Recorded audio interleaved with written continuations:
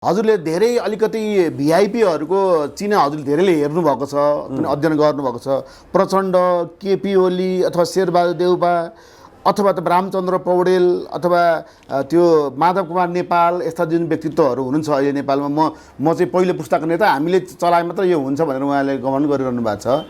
उहाँहरूको चिना हेर्दाखेरि उहाँहरूको भविष्य के देख्नुहुन्छ? अब यिनीहरूको जन्मकुण्डली सबैको हेरेको छु। यिनीहरू पार्टी पिता होलान्, पुत्र पुत्रीको पिता होलान्, तर राष्ट्रपिताहरू होइन, कुनै पनि होइनन्। रवि लामिछानेले पार्टी दर्ता गरे होइन, रवि लामिछानेले पार्टी दर्ता गरे।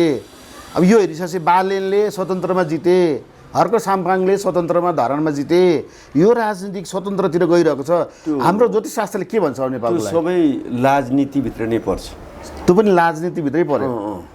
स्वतन्त्र भन्ने चिज सबै संसारमा स्वतन्त्र छ। अहिले त्यही भएको त यहाँ धरानको हर्क र काठमाडौँको बालेन प्लस रवि लामिछानेहरूको नाटकहरू छ। त्यो नाटकको गुन्जाइस चाहिँ राज्य सत्ताधारीहरूले चलाउन नजानेर त्यस्ता जन्मेका हुन्। हजुरले धेरै अलिकति भिआइपीहरूको चिना हजुरले धेरैले हेर्नु भएको छ, अध्ययन गर्नुभएको छ। प्रचण्ड, केपी ओली अथवा शेरबहादुर देउपा अथवा त रामचन्द्र पौडेल अथवा त्यो माधव कुमार नेपाल यस्ता जुन व्यक्तित्वहरू हुनुहुन्छ अहिले नेपालमा, म चाहिँ पहिलो पुस्ताको नेता, हामीले चलाए मात्र यो हुन्छ भनेर उहाँले गमन गरिरहनु भएको छ। उहाँहरूको चिना हेर्दाखेरि उहाँहरूको भविष्य के देख्नुहुन्छ?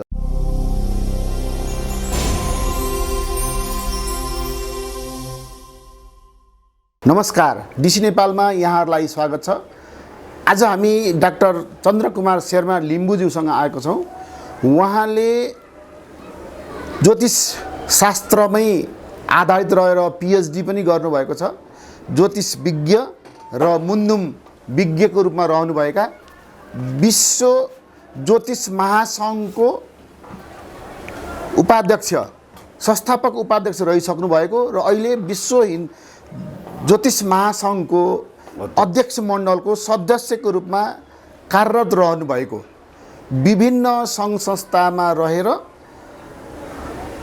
आफ्नो गतिविधि गरेर 80-81 वटा पुस्तकहरू लेखिसक्नु भएको व्यक्तित्व, जसले अब सन्यास धारण गर्ने भनेर एउटा योजना बनाइरहनु भएको त्यस्तो व्यक्तित्वसँग आज तपाईहरूलाई हामी कुरा गराउँदैछौँ। विशेष गरेर नेपालको राजनीतिमा ज्योतिष शास्त्रले अहिलेको नेपालको राजनीतिलाई कसरी हेरिरहेको छ त, त्यसै विषयमा केन्द्रित रहेर उहाँसँग हामी कुराकानी गर्नेछौँ। डाक्टर साहब, यहाँलाई डिसी नेपालमा स्वागत छ। धन्यवाद छ। सेवाहरू नमस्कार। यो नेपालको अहिलेको राजनीतिक जुन छ, जसरी अहिले विभिन्न धार्मिक व्यक्तित्वहरूले अथवा ज्योतिष विज्ञहरूले यहाँको भविष्यवाणी गरिरहनु भएको छ। अब हजुर त्यही विषयमा विद्यावारिधि गरेर लामो अनुभव प्राप्त गर्नुभएको, सबैले हजुरलाई विश्वास गर्ने यो अवस्थामा आम नागरिकहरूले बुझ्ने भाषामा यो वर्षको नेपालको राजनीतिलाई ज्योतिष शास्त्रले कसरी हेरिरहेको छ बताइदिनुहोस् न। नेपालको राजनीति चाहिँ साँच्चै नै राजनीति भएको छ। किन राजनीति भयो त? त्यसको पहिलो प्रमाण त यति सानो मुलुकमा 80-90-100 वटा पार्टी हुन्। अमेरिका जस्तो विशाल 52 स्टेट भएकोमा 2टा पार्टी हुन्। भारत जस्तो विशाल यसमा 6 वटा पार्टी हुन्। नेपाल जस्तो सानो फुच्चे मुलुकमा त्यसो भएको हुनाले शरीरभन्दा जिउभन्दा टाउको ठुलो। अब यो कहीँ नभएको पार्टी, यति धेरै पार्टी नेपालमा बाहेक अरू संसारमा मैले सुनेको छु। त्यस कारण यो लाज लाग्छ भन्नु खोज्यो। राज्यको नीति, राज्य प्लस नीति इज इक्वल टु राजनीति हुन्छ। त्यस कारणले पार्टी सेकेन्डरीको कुरा हो। पार्टी इज इक्वल टु दल हुन्छ। पार्टी भनेको एउटा पाटा मात्रै हो। जस्तो यो मेरो एक पाटा, यो अर्को पाटा, कतिवटा पाटा छ। पार्ट वाइजबाट पार्टी बन्छ। त्यो चाहिँ निजी स्वार्थ व्यक्ति स्वार्थको कारणले जातिको पार्टी साथीको पार्टी दर्शनविहीन पार्टी दर्शनसहितको पार्टी यस्तै पार्टी नै पार्टी भएर त्यसको अर्थ हो राजनीतिक ज्ञान नहुनुको कारण हो यो। र मैले भन्ने गर्छु नेपाली राजनीतिक वाङ्मयमा नेपालीहरूलाई युगसौँदो राजनीतिक ज्ञान दिनुपर्छ भने पोलिटिकल फिलोसफी पोलिटिकल युनिभर्सिटी स्थापना गर्नुपर्छ। धर्मको लागि पनि धर्म विश्वविद्यालय स्थापना गर्नुपर्छ।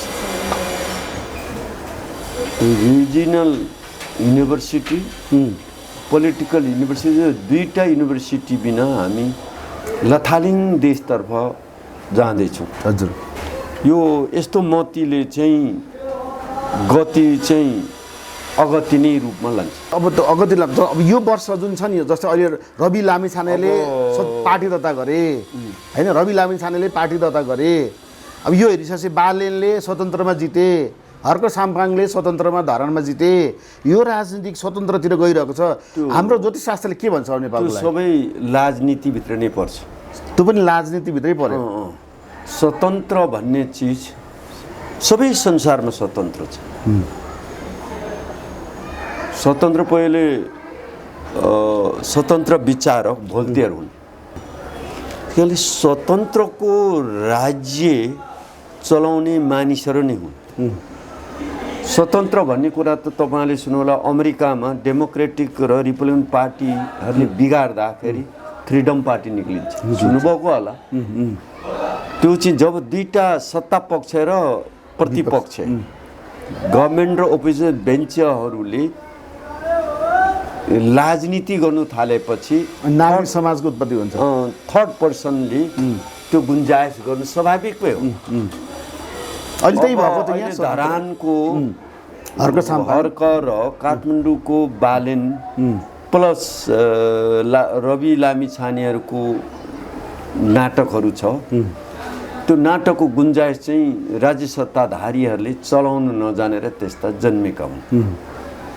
त्यत्रो गठबन्धन पार्टी हार्नुपर्ने, एउटा सामान्य स्वतन्त्र उम्मेदवारले जित्नुपर्ने भनेको हाम्रो भाषाबाट त नेबोबाम पे भन्छ भनेको नाक गयो। नाक गयो भने नेताहरूको नाक गयो। अब 50 वर्ष राजनीति गऱ्यौँ भन्छ। देशले हामीले लोकतान्त्रिक गऱ्यौँ, सङ्घीय गऱ्यौँ, प्रजातान्त्रिक गऱ्यौँ भन्छन्, गणतन्त्रात्मक गऱ्यौँ भन्छन्। तर त्यो दुईटा उदाहरणले चाहिँ लाजमर्दो नै छ बनाएको। त त्यत्रो शक्तिशाली पार्टीहरू हार्नुपर्ने, एउटा स्वतन्त्रको फुच्चे राई जित्नुपर्ने, एउटा फुच्चे युवाले जित्नुपर्ने काठमाडौँ जस्तो नगरमा बनेको राज्य शासकहरूले जति पनि राजनीतिक राज्य शासन गरे, प्रशासन गरे, अनुशासन कायम गर्नु खोजे त्यो सही होइन भन्ने त्यो जिउँदो प्रमाण हो। सर्टिफाई हो, त्यो प्रमाणित हो।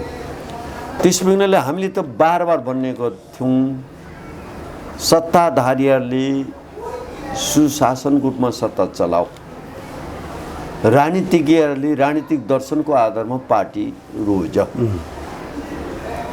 त्यसो गर्दा त्यो राजनीतिक दर्शनको आधारमा नीति र कार्यक्रमहरू बनाऊ। कुन सिद्धान्तले प्रेरित पार्टी हो, कुन दर्शनले निर्देशित त्यो पार्टी हो, त्यो पार्टीको दलको कार्यकर्ताले त्यसको आचार संहिता आचरण विचरण गर्नु पर्यो। तर नेपालको राजनीतिमा अब कम्युनिस्ट वामपन्थी भन्छौँ, संसदीय व्यवस्थामै आएका छौँ। साम्यवाद त छैन नि त। साम्यवाद भन्नेलाई साम्यवादको प्रयोग गरे त के लाग्छ? साम्यवाद त बुझेकै छैनन्। मैले चाहिँ भन्नुपर्छ। हजुर कसरी, जस्तै उदाहरण दिनुहोस् त, कसरी बुझेर? साम्य भनेको त कुनै पनि समस्या नहुनु। के को पानी खायो पिसाबमा कुदाउँछ, समाधानै हुँदैन। जन समस्या खाएन, भोक लाग्छ, भोक लागेको एक थाल भात खायो टोयलेटतिर कुदाइदिन्छ। निन्द्रा लाग्दैन, बिउजिन्छ, फेरि निन्द्रा लाग्यो, सुतेपछि निन्द्रा पुगेपछि फेरि बिउजाएर निन्द्रै लाग्दैन। कतै जस छैन क्या।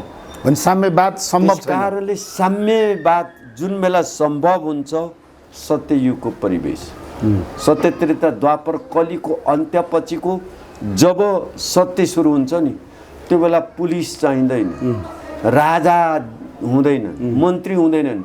तपाईँ पनि राजा, म पनि जम्मै राजै राजा, तपाईँ पनि सत्य, म पनि सत्य, जम्मै साम्य। समस्या भन्ने नै हुँदैन। आनन्द परमानन्द सचिनानन्द, त्यो पो त साम्य। साम्यमा त यहाँ त साम्य भन्यो, साम्यमा शासक हुँदैन, आफै शासक, आफै शासक हुन्छ। गुड। जस्तो 3 करोड नेपाली हो भने 3 करोडै शासक भएपछि विवादै भएन नि त। भनेपछि त्यसै कम्युनिस्टहरूले भनिरहेका साम्यवाद साम्यवाद के कल्पना मात्रै? कार्ल मार्क्सको 1848 को त्यो क्यापिटल मेनिफेस्टो को भौतिक दृष्टिकोणबाट प्रेरित भएरको वाक्य हो। वाक्य हो। जस्तो म पनि भनौँला न, साम्य, यो साम्य छ कि छैन? यो साम्य हो नि। साम्य भनेको क्षणिक रूपमा तपाईँ र तपाईँको मिसेसको विवाद भयो, त्यसलाई म संवाद गरेर ज्ञानबलले समाधान गरौँला। क्षणिक साम्य भौतिक दृष्टिकोणले, जस्तो भनौँ न, यहाँ खुट्टा दुख्यो, एक्सिडेन्ट भयो, सिलाइ गरेर दबाएर एकछिन त निको पारिन्छ नि, भित्र हड्डी त निको पार्न सकिँदैन, अक्षम्य हुन्छ। त्यस कारणले साम्यवाद, साम्य दर्शन सत्यदेखिको जन्मिने वर्ड्स हो। संस्कृति र अन्य दर्शन शास्त्र हेरौँ न त शब्दकोशहरू हो। त्यसो भए हाम्रो प्रचण्डजीले भनिरहेको अब त्यसको प्रमाण उनीहरू आफै साँची छन्। जस्तै तपाईँले युनिभर्सिटीबाट के अरे नेपाल कम्युनिस्ट पार्टी अनुसन्धानमा एमए गर्ने छ नि, यो अस्ति केपीको विरुद्धमा उठेको नाम के अरे, पार्टी सभापति उठ्यो नि, भीम रावलले, माओवादी पार्टीको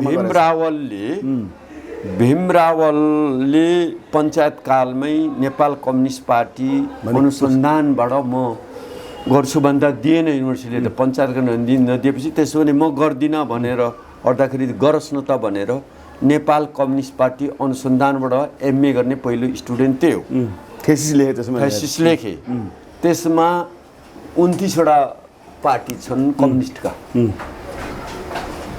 पार्टी त्यस्तो हुन्छ र तपाईँको 29वटा बुढी भयो भने के होला? धेरै पार्टी भयो देशलाई त कम्युनिस्टभित्रै पाटा पाटा, चिरा चिरा, टुक्रा टुक्रा, 29 टुक्रा साम्यवादी विचारधारा र 29 टुक्रा टुक्रिन्छन् नि, अरू विचारधाराका हैनन्। भनेपछि कसरी यो भयो त? अब माओवादीमा किरणकोमा म जान्दा शर्मा गुरुज्यू मै हो नि ओरिजिनल माओवादी त भन्नुहुन्छ। मैले दर्शन बनाएँ, माओवादको सबै विचारधाराको साहित्यकर्मी मै हुँ, मेरो ज्ञानले उनीहरू प्रधानमन्त्री भए। यिनीहरू त नकल्याउ भन्छ। अब हेर्नुहोस् है, प्रचण्डले के भन्छन् त? अनि म त भ्रममा पाएँ नि, म त अचम्मुने भएँ। अनि प्रचण्डकोमा गयो भने प्रचण्डले भन्छ, श्रीमती तपाईँले त थाहा छ म त प्रधानमन्त्री भइसकेँ, बहुमत र माओवादीको चाहिँ यत्रो ठुलो भएँ, 10 वर्ष जनयुद्ध लडेको तपाईँले थाहा छ, मै हो नि ओरिजिनल भन्छ। अब विप्लवलाई चन्दकोमा गयो भने यिनीहरूले त सबै बाटो बिराएर गुरुजी म त युद्धमै छु नि, बन्दुक समातेर बसिएको छु, सर्वहाराको ओड्सी शब्दै छोडिसके भन्छ, म हो ओरिजिनल भन्छ। म त तेस्रो भ्रममा परेँ।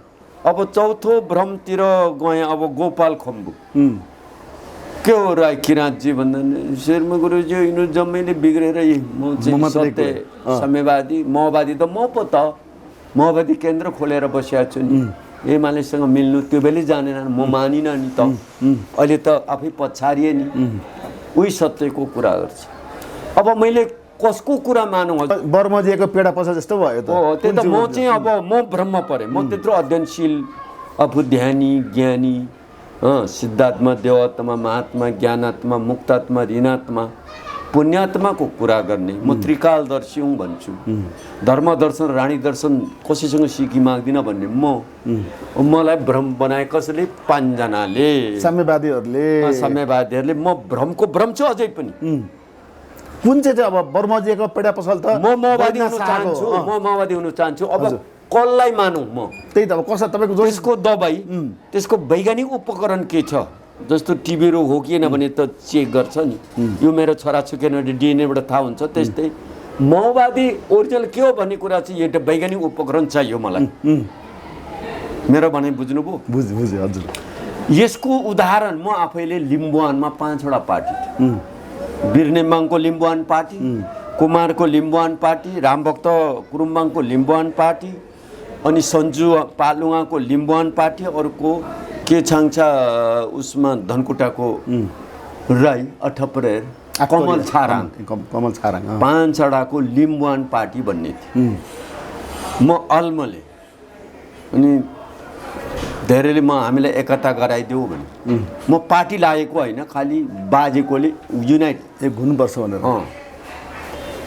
अनि 5 महिना लागि मलाई संयोजक बनाए भेडेटारमा। मैले 5 महिनाको मेरो प्रयासपछि 5 जनाले भेडेटारको रिसोर्टमा मध्यरातमा एकता गराएर बिजेपुरको माटो र साङ्गुडी गढको माटो तामाको माथि राखेर कसम खुवाएँ।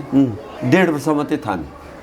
फेरि फुटे कता थिएँ म बोलाइनँ पनि।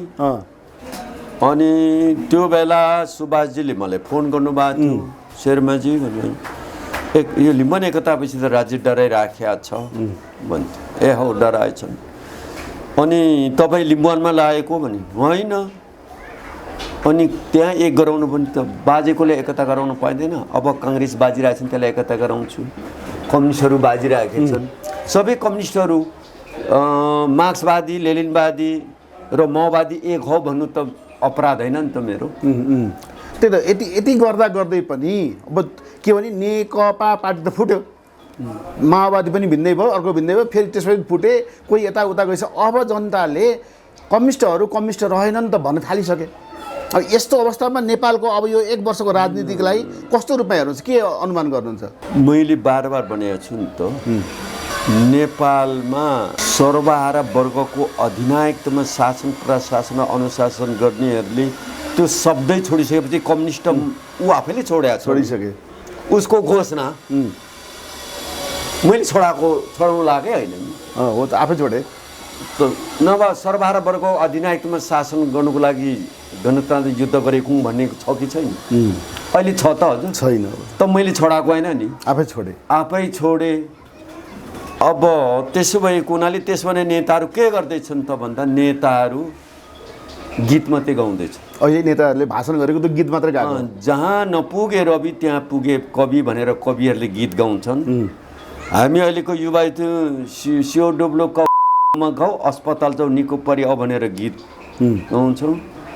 ब्राह्मण पण्डितहरू पूर्णमद पूर्णमिद पूर्णत पूर्ण मद च्युते पूर्णस पूर्ण मादाय मेवा बसिस गीत गाउँछन्। हाम्रो किराँती पुजारी ओ ताराने यमुना र किनारा मला पौँछ निकेसँग पौँछ भनेर गीत गाउँछौँ। त्यो शास्त्रको सार अक्षर पालना गर्ने, आचरण गर्ने, विचरण गर्ने, जनताको पक्षमा कार्यान्वयन गर्नेमा कुनै नेताको चिन्तन मनन छैन। तर अहिले त्यो कारणले हामी युवाहरूलाई त उपदेश दिनु थालेका छौँ। 4-5 वर्ष भइसक्यो। हजुरले के भने उपदेश दिनुहुन्छ? सङ्घीय लोकतान्त्रिक गणतन्त्र आएपछि अलिकति कति देश बनाउँछन् कि भने अलिकति आशा थियो। त्यो पर्खेर चुपचाप बसेँ। पार्टीहरूको पनि विरोध गरिएन, पार्टीलाई पनि गाली गलौज गरिएन। तर सङ्घीय लोकतान्त्रिक गणतन्त्र आएपछिको जुन विकृति, त्यो जुन हिँडाइको गति हुन्छ नि, गतिबाट मति लिन्छ, मतिबाट प्रगति हुन्छ र प्रगतिअनुसारको परम गति भन्ने हुन्छ। जस्तो घोडा कतिको हिँड्ने नहिँड्ने भन्ने कुरा त्यो टाप पहिलेको टाप छुँदैमा थाहा हुन्छ। त्यो सुस्ती चाहिँ बिस्तारै बसेर माथि थ्याच्याक गरेर चाहिँ दायाँमा खुट्टा गरेर अनि करेलीले घच्याक गरेर अझै छडी उठाउँदा मात्रै हिँड्छ। त्यो चाहिँ महासुस्ती। अलिक हिँड्ने चाहिँ माथि गरेर घच्याक गरेपछि हिँड्नु थाल्छ, त्यो दोस्रो सुस्ती। साँच्चैकै गतिमा हिँड्ने त तल रिकप टेकेर माथि चढिसक्दा 9-10 कदम पर पुर्याउँछ। त्यो घुम्तीमा पनि एकै नासले हिँड्छ, उकालो पनि एकै नास, पनि एकै नास। त्यो तीनटा मध्ये अहिलेको राजनीतिक गति चाहिँ कता कुन त? तेस्रो यो त अगति भनिसके नि। यो त अगति नै भयो। त्यसो भए अब जस्तो हेर्नुहोस् न, यो राजनीतिक पार्टीले अगतिको देखाइसकेपछि, अहिले अगति भएपछि कतै राज संस्था कुनै रूपमा आउँछ कि भनेर मान्छेले आङ्कलन गर्दैछन् नि, त्यसलाई चाहिँ ज्योतिषशास्त्रले के भन्छ? राज संस्था त त्यो राजतन्त्रवादीहरू कराउँछन् कि मलाई त लाज लाग्छ। नेपालको त परिकल्पना नगरौँ, तर अब कलिजुगको अन्त्यमा संसारको सबै राजतन्त्र अन्त्य हुँदैछ भएको। भुटान जस्तो, बेलायत जस्तो, जापान जस्तो डेमोक्रेसी किङहरूको पनि अन्त्य हुन्छ, किनभने त्यो कुनै पनि चिजको आयु हुन्छ। पृथ्वी अब 1 अरब 5 करोड वर्षमा यो पनि अन्त्य हुँदैछ। सूर्य 5 अरबमा त्यो पनि अन्त्य हुन्छ र एकदम घनघोर निराकार निरञ्जन उदोभङ उभोभङ काले कालो शून्यबाट फेरि पुनः सृष्टि हुन्छ। त्यो त सृष्टि विज्ञानमा बिग ब्याङको पनि मिल्छ, मुन्दुमसँग पनि मिल्छ। त राजतन्त्र आफै निक्लेर गएको हो। म ज्ञानेन्द्र भएको भए के भन्थेँ भने मलाई त्यो बेला पनि खटपट लाग्यो। के भन्नुहुन्थ्यो हजुर ज्ञानेन्द्र भएको भए? संसदीय हलबाट निर्णय गरेको, गणतन्त्र घोषणा गरेको चाहिँ अप्रत्यक्षबाट आयो। जनसँग प्रजाको प्रत्यक्ष, राजा र प्रजाको प्रत्यक्ष सम्बन्ध हुन्छ। कुनै पार्टी भन्दा पनि त्यो प्रजा र राजाको बाउ छोराको जस्तो, आमा छोराको जस्तो सम्बन्ध हुन्छ। संसद जनताबाट आए पनि त्यो इन्डाइरेक्ट आयो, अप्रत्यक्षको निर्णय हो। यसलाई मैले 50% माने। तर राजा भनेको तपाईँलाई थाहा छ प्रजासँग प्रत्यक्ष सम्बन्ध हुन्छ।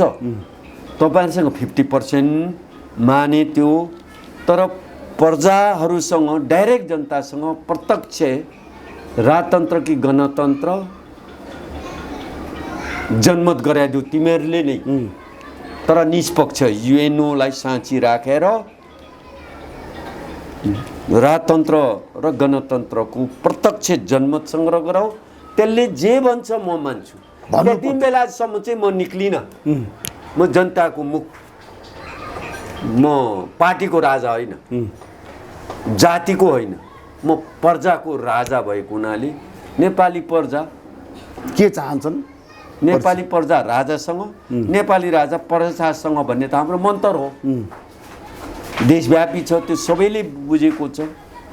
त्यो कुरा चाहिँ प्रजाहरूले जे भन्छन् जनमत सङ्ग्रह गराइदियो। त्यो 50% जनताको मन ल्याऊ, 50% तपाईँहरूको, अनि त्यतिन्जेलसम्म चाहिँ म निक्लिँदिनँ भन्नु पर्थ्यो। यो सिर्पे चाहिँ समातेर बस्छु, यो मेरो अन्य हो भने इन्टरनेसनललाई बुझ। तपाईँहरूलाई 50% भन्ने थिएँ, अब निक्लेर फुत्त निक्लेर गयो। मैले टिभीमा हेरेँ, विनाशकाले विपरीत नसुने बेला उल्टो उल्टो बुद्धि हुँदो रहेछ भने लाग्यो। परामर्शकहरूले के परामर्श दिए, अब गणतन्त्रवादीले त निक्लेर जाऊ बस त भन्यो। तर स्पेसल राजाबाहरूले त्यो बेला सल्लाह दिन जानेनन्, आफू पनि विवेक आएन। त्यो पनि आएन। तर अबको के त विकल्प त? अबको विकल्प भनेको त नेपालको सङ्घीय लोकतान्त्रिक गणतन्त्र संविधान पनि ठिक छैन, राजनीतिक आचरण विचरण पनि ठिक छैन। मैले भन्नुपर्छ भने विश्वका दर्शनशास्त्री, राजनीतिक दर्शनशास्त्रीहरू, फिलोसफरहरू, पोलिटिकल फिलोसफरहरू राखेर नेपालको राजनीतिलाई गाइड गर्ने खालको राम्रो क्लास चलाउनु पर्छ राजनेताले विद्यार्थी बनाएर। भनेपछि त्यसो भए त रवि लामिछानेको अहिले यो पहल पनि त्यसमा काम लागेन। यो त पार्टी नै भए पनि जाति नै भए पनि यो क्षणिक हो, क्षणिक मात्रै हुन्छ। कस्ता कस्ता पार्टीको यहाँ गुन्जाइस काम नलाग्ने भनिसक्यौँ। अब त्यो स्वतन्त्रको स्थापना गर्नु भने त कम्तीमा 50 वर्ष लाग्ला, 50 वर्ष उनी रहँदैन। अब यसरी हाम्रो नेताहरू चाहिँ उसले गीत जस्तो उठानेछ राजनीतिक। हजुरले धेरै अलिकति भिआइपीहरूको चिना हजुरले धेरैले हेर्नुभएको छ, अध्ययन गर्नुभएको छ। प्रचण्ड, केपी ओली अथवा शेरबहादुर देउबा अथवा त रामचन्द्र पौडेल अथवा त्यो माधव कुमार नेपाल, यस्ता जुन व्यक्तित्वहरू हुनुहुन्छ अहिले नेपालमा, म चाहिँ पहिलो पुस्ताको नेता, हामीले चलाए मात्र यो हुन्छ भनेर उहाँले गमन गरिरहनु भएको छ। उहाँहरूको चिना हेर्दाखेरि उहाँहरूको भविष्य के देख्नुहुन्छ? अब यिनीहरूको जन्मकुण्डली सबैको हेरेको छु। यिनीहरू पार्टी पिता होलान्, पुत्र पुत्रीको पिता होलान्, तर राष्ट्रपिताहरू होइन, कुनै पनि होइनन्। म मात्रै ज्योतिष छैन, अरू पनि छन् भारत। जसलाई देखा पनि भयो नि त। अब हामीलाई चाहिने त राष्ट्रपिता हो। हामीले राज्यलाई हजुर सरकारमा नजाउन्जेलसम्म पार्टीमा बस्छ। सरकारमा गएपछि त पार्टीको मात्रै होइन नि, सबै पार्टीको प्रजाको पिता हुनुपर्ने। त्यो राष्ट्र ढिकुटी चलाउने मान्छे त राष्ट्रपिता हो भनेपछि हजुर त्यो कोही भएनन्। त्यस किसिमको पार्टीगत रहन्जेल पार्टीको लिडर मान्यौँ, त्यो उसको पार्टीको कुरा हो। तर सत्तामा आएपछि रूपान्तर हुनुपर्ने हो। रूपान्तर हुँदा राष्ट्रिय ढिकुटी राष्ट्र ब्याङ्क चलाउने मान्छे त राष्ट्रपिता हो। राष्ट्रपिताको भूमिका चाहिँ पाइएन। त्यसो भए को त नेपालको राष्ट्रपिता बन्ने योग्य हुनाले अब हाम्रो त ओह्रालो लागिराखेको छु मैले। ओह्रालो लाग्ने कतिसम्म तल ओह्रालो लागेपछि सोच्ने हो, एकदम सङ्कटपूर्ण छ राष्ट्रको स्थिति। त्यही त अब हजुरले सुझाव दिनु पर्यो। आम दर्शकहरूले हेरिरहनु भएको छ, सबै यो राष्ट्रपिता भएन, सबै आफ्नो छोराछोरीको पिता भए अथवा पार्टीको पिता भए मात्रै भनिसक्नु भएपछि राष्ट्रपिता हुने खालको त्यस्तो व्यक्तित्व को छ? मैले त भनेको थिएँ अहिलेको नेताहरू स्पष्ट भन्नुपर्दा गिरिजाबाबुलाई हलदार मात्रै भन्थ्यो, त्यही गिरिजाबाबु जतिका रहेनछ, कोही पनि छैन होइन। गिरिजाबाबु जति पनि अहिले नेता कोही जतिका पनि रहेनछन्, जो नपढेको, एउटा पुस्तक जिन्दगीमा नपढेको मान्छे। त्यो बुढो चाहिँ त्यो चाहिँ भन्थ्यो म जे बोल्छु त्यही गर्छु, जे गर्छु त्यही बोल्छु भन्थ्यो। त्यही त। तर अहिले को छ त? अहिले को छ त? अहिले त्यतिकै नभएपछि त यिनीहरू त गणनामा आएनन्। अब त त्यस्तो पनि कस्ता गणनामा आए भन्दा पार्टी फुटाउनेमा खप्पिस, भ्रष्टाचार, अत्याचार, भ्याविचार, मानाचार, हक्काचार, पापाचार सबै गर्नुमा खप्पिस। त्यहाँ त सकिँदैन, यिनीहरूले गुरु नै थाप्दा हुन्छ। त्यही त। तर अब प्रचण्डले हिजो भर्खर भने भाषण रासन कासन दिनुमा हामीभन्दा धेरै खप्पिस। यिनीहरूसँग सिक्नुपर्छ। होइन, तर प्रचण्डले हिजो भर्खर भने म एकपल्ट फेरि प्रधानमन्त्री हुन्छु भन्दै। यस्तो चाहिँ पहिले बैंसमा म पनि थिएँ, तरुनी फकाउनुमा पनि खप्पिस थिएँ क्या। त्यो चाहिँ बैंसको बेला है, मेरो उदाहरण दिएको। हजुर हजुर। त्यस्तै यिनीहरू मान्छे पट्याएर भोट झार्नुमा खप्पिस छन्। अब यो खप्पिस चाहिँ कहिले 26-27 हुने हो? त्यही त। अब होइन, हजुरले भनिदिनु पर्यो। तर त्यसको समग्रमा भन्नुपर्दा कुनै पनि पार्टीको स्थिरता देखिएन। त्यसो भए फेरि स्वतन्त्रै अगाडि बढ्ने भए स्वतन्त्रकै गुन्जाइस रहने पनि जबसम्म उनीहरू राजनीति गरिरहन्छ। एकपल्ट हेरिदिनुहोस् भन्नु। जस्तै प्रचण्डले हिजो भन्नुभयो म प्रधानमन्त्री हुन पाएँ, अब एकपल्ट हुने चाहना छ मेरो भन्नुभयो। शेरबहादुर देउपाको 7 पटक प्रधानमन्त्री हुने योग छ भन्दा 5 पल्ट मात्रै पुगेको छ। अब यही दुईजना मध्ये कोही हुन्छन् कि अथवा कसरो? त्यो शब्दहरू नै यिनीहरू राजनीतिज्ञ हुन् त। त्यही त, त्यो शब्द राजनीतिक होइन। राजनीतिज्ञले त हजुर जनताले पो जिम्मा दिन्छ त। त्यसो हो भने मेरो इच्छा त विश्वभरका राष्ट्रपतिको महाराष्ट्रपति हुनु खोज्दैछु म। हाँस्य स्पट भयो कि भएन? काम पो प्रधानमन्त्री हुने काम गर्नु पर्यो। प्रधानमन्त्री हुनुलाई कम्तीमा पनि 1/51% सांसद ल्याउनु पर्यो। हजुर। अझ बहुमत, अत्याधिक बहुमत संविधानले नै आफ्नो अनुकूल संशोधन गर्ने 2/3 के अरे संसद ल्याएर संविधानलाई आफ्नो अनुकूल संशोधन गरेर म राज्य चलाउँछु, राष्ट्रपति बनाउँछु भन्नु पर्यो। त्यहीसँग जोडेर म राप्रपाका हाम्रो राजेन्द्र लिङ्गदेनहरू लगायत राजेन्द्रको जन्मकुण्डली हेरेको छु। भन्नुहोस् राजनीति के छ? अब अहिले धेरै सभापति हुनु जित्नु प्रधानमन्त्री त्यो त ग्यारेन्टी हजुरले भन्नुभएको थियो। मैले भनेको सायद उसले प्रचार पनि गर्यो होला। सभापति जिल्ला पञ्चायत झापाको सभापतिदेखि अहिलेसम्म उसको ज्योतिषमै हुँ। एकपल्ट हार्दा पनि थियो भनेको छु। उहाँलाई नेपालीहरूको जनअधिकारबाट आफ्नो पार्टीलाई 2/3 संसद ल्याएर राजा फर्काउनुहोस् भन्नुभएको छ भने सक्नुहुन्छ? उहाँले हिम्मत गर्नुभयो भने सक्नुहुन्छ। चिना हेर्दा कस्तो लाग्छ उहाँको? चिना हिँड्दा ऊ चतुर्सागर योग भएको, अब राष्ट्रपति, सभापति, पशुपति, सेनापति, राष्ट्रपति त्यो हुने योग छ उहाँको। भनेपछि त्यसो भए अब उहाँ कुनै विषयको अब पति त एउटा त भइहाल्नु भयो। भनेपछि नेपालमा राज संस्थालाई फर्काउनको लागि माध्यम त्यो अनुसारको एउटा पति त भइहाल्नु भयो नि, सभापति त हुनु पर्यो नि। अब बुढीको पति समेत भइसक्यो, जिल्ला सभापति भइसक्यो, पति 5 त भइसक्यो, 3टा बाउ छोरीको पति, 5 जिल्ला सभापतिसँग त 5 पति भइहाल्नु भइसक्यो। तर त्यति नै अन्त्य त नपर्ने अरू पतिहरू थपिनु पर्ने। त्यसो भएको हुनाले नेपालको भविष्य अहिले त शनि राजा छ। यो 1980 सालमा शनि राजा, मन्त्री बृहस्पति छ। भनेपछि को हुन्छ त्यसमा त? भनेपछि राष्ट्रपति प्रधानमन्त्री भन्दा पनि तल्लो मन्त्रीहरू बाठा हुने भयो, उसले घुमाउने भयो। त्यो कुरो त यहीँ थाहा पाइहाल्नु भयो, मन्त्री पालो हुनेमा अहिले रडको भइरहेको छ। भनेपछि अब प्रधानमन्त्रीलाई पनि त्यसलाई चाहिँ उखानको भाषामा भन्नुपर्दा खोकुरी भन्दा कर्दा लाग्ने चम्किने बाउ भन्दा के अरे छोरा जन्ने, खोकुरी भन्दा कर्दा लाग्ने को प्रेटमा स्थिति अहिले छ। त्यस्तो स्थितिमा हामी केही आशा नगरौँ। ल त्यसो हामी अन्तिममा छौँ। अब डिसी नेपालको दर्शकहरूलाई अन्तिममा नेपालको भविष्यको बारेमा छोटो विवेचना गरेर बताइदिनुहोस् न। नेपालको भविष्य राज्य सत्ता साँच्चै नै बलियो भए Nepal to lead the world, नेपालबाट 3टा विषयमा विश्वलाई कभर गर्न सकिन्छ। अमेरिकाको युएसए डलरमा इन गड वी ट्रस्ट लेखेको छ, त्यसलाई माफ गर्ने हामीसँग सम्पत्ति छ। त्यो के हो भने जलको विद्युत निर्माण गरेर विश्वमा बेचेर हामी धनी हुन सक्छौँ।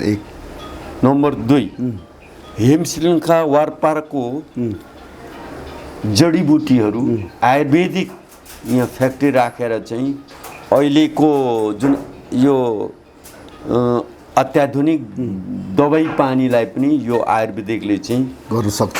सबैलाई जितेर चाहिँ हामी आयुर्वेदिक शालाबाट विश्वलाई कमान गर्न सक्छौँ। विश्वको सम्पत्ति हाम्रोमा हुन्छ।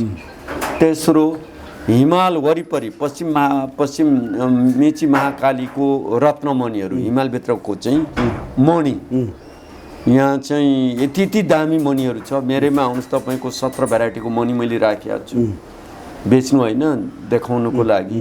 यो रत्नमणिहरू बेच्दाखेरि चाहिँ यो 3टा सम्पत्ति चाहिँ विश्वभरकै अकुत सम्पत्ति चाहिँ यहाँ 6 ऋतु छ। त्यही कारणले सबैमा 6 ऋतु हुँदैन, 2 महिनाको यहाँ ऋतु परिवर्तन हुन्छ। ऋतु भनेको प्रकृति, हावापानी, आकाश पाताल, सूर्यको किरणसँग रिलेटेड हो। यस्तो यहाँ उकाली, ओह्राली, चौतारी, भन्ज्याङ भएको यो चाहिँ विश्वले पिता मान्नुपर्ने मुलुकको नेताहरू, यहाँको सञ्चालक माता पिताको खराबीको कारणले हामी जम्मै चकनाचुर भएका छौँ। पूर्वको सप्तकोशी, मध्यको सप्तगण्डकी, कर्णाली, पश्चिमको सप्तकर्णाली, 21वटा नदीहरू हामीसँग उत्तरबाट दक्षिण पुगेर गङ्गाले सबै डोराएर चाहिँ गङ्गासागरमा मिसिरहेको यस्तो श्रृङ्खलाको नागरिक यति भाग्यमानी।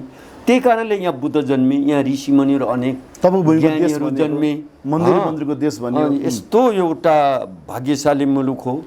यहाँ वेद व्यासदेखि महागुरु फाल्गुनन्ददेखि तपाईँको ऋषिमुनिहरूको यो चाहिँ यस्तो ज्ञानको भण्डार ज्ञानलाई चाहिँ प्रयोग गर्न नसकेको, ध्यानबाट ज्ञानबाट विज्ञान जन्मने जो प्रविधि छ, त्यो कुरा चाहिँ बडा मिठो भाषणले भौतिक दृष्टिकोण अधिक भएर हामी खत्तम भएका हौँ। भौतिक मूल कुरा होइन, भौतिक सेकेन्डरीको कुरा हो। भौतिक लेफ्ट ब्रेन हो, स्कुल आध्यात्मिक कक्षा हो।